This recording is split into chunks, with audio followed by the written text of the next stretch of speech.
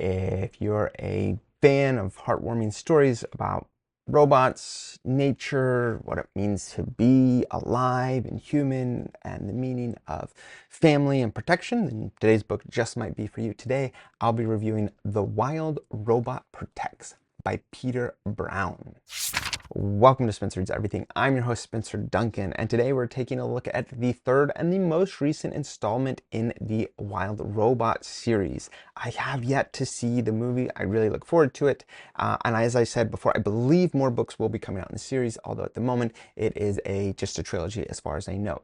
This is a beloved series. If you've watched my other two videos in the series so far, you know that I have really enjoyed the first two books, The Wild Robot and The Wild Robot Escapes. I think they were both beautifully well done books. They are geared towards a younger audience, but there is a lot of heart in them and just a lot to really enjoy, and I have had great things to say about them. I also really enjoyed this book as well. I would have to say that for various reasons, it may not be my favorite of the three. It probably is my least favorite, but by and large, I certainly still enjoyed it. Much of what I enjoyed in the first two books is still here. There are a few things that might detract a little bit, but just to give you a quick synopsis, this book is going to continue the journey of Roz. That's the robot that we've been following. She is, of course, the robot who has learned to live in harmony with nature, in part because she has an adopted goose as a son, and because she also can speak with the animals, and over the years has become just this incredible protector of all those around her. And so it is going to be a tale that blends some adventure as well as some of that,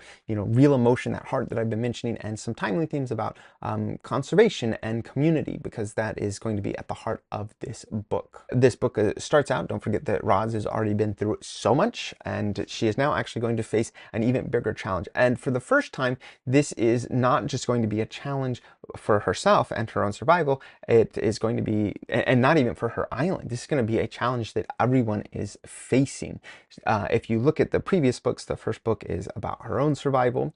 And then in the second book, she makes a decision. Well, actually, I guess the end of the first book, she makes a decision to leave the island, to protect the island, so that all the animals that she loves can survive, and they won't be affected by the fact that she is wanted. And then, of course, the second book deals with how she's going to manage to make even more friends. And then, well, if you're reading the third book, then you should know how it ends. And so this is a bit of a spoiler for the second book, but at the end of the second book, she is going to not only survive, but she's going to be reactivated, rebuilt. She's going to get to know the actual creator of robots, the person that has designed all of these robots, and she is going to get a little bit of help from the creator in not just improving upon herself, but then keeping her island a secret, which is what made the end of the second book seem like it should be the end of the series. And this one is going to pick up in an interesting spot where you are no longer dealing with the city or whoever had an interest in Roz in the first two books, but now we're seeing Roz being brought into interaction with other parts of the world and manufacturers and miners, because that is actually what is going to be at the heart of this story. She is going to start to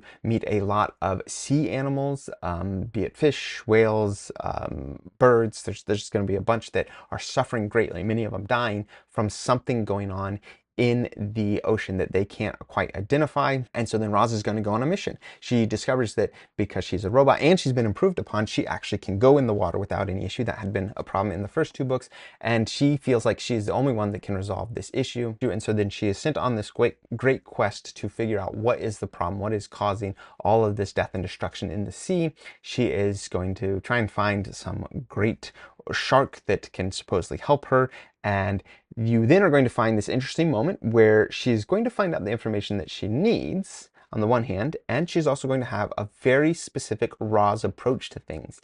And I think that's enough you need to know. They're going to discover that it is a mining facility that is causing the poison, that's causing all this destruction.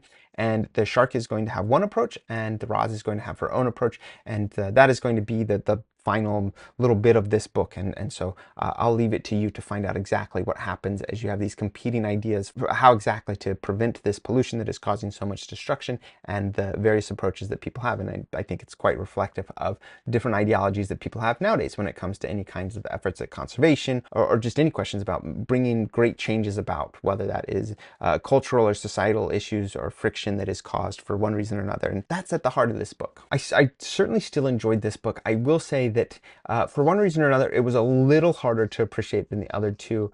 I'm not entirely sure why. I had a friend express the same sentiment. I thought he took issue with this question of conservation, and he actually didn't say that's what he took issue with.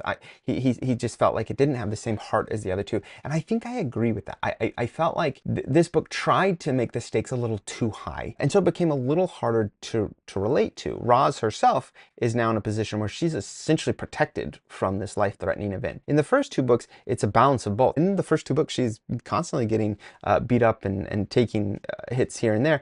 And in this book, she's not quite invincible, but there's certainly this element of, well, she is not in a position to be harmed in the same way the animals are. And so I think it just made it a little harder to fully appreciate in the same way that I liked the first two. But that doesn't mean that I didn't still very much enjoy the character of Roz and her effort at trying to save those around her. And again, this exploration of the interaction between not just human and nature, but also technology and nature, and what the consequences of that are. And I think that still very much resonated with me. I just think that there's maybe just something that was a little harder to appreciate as much as the other two. But that being said, I would still recommend this to most people. If you've read the first two books, then this book is still going to be very enjoyable. I think you just may not love it quite as much as the first two. That's my take, but I could be mistaken. Who isn't this book for? Well, if you haven't read the first two books, you probably don't want to read this. It's not going to make a ton of sense. And on top of that, it's a little young, the audience is geared towards, so you may not enjoy it for those reasons. And again, you may not love the question of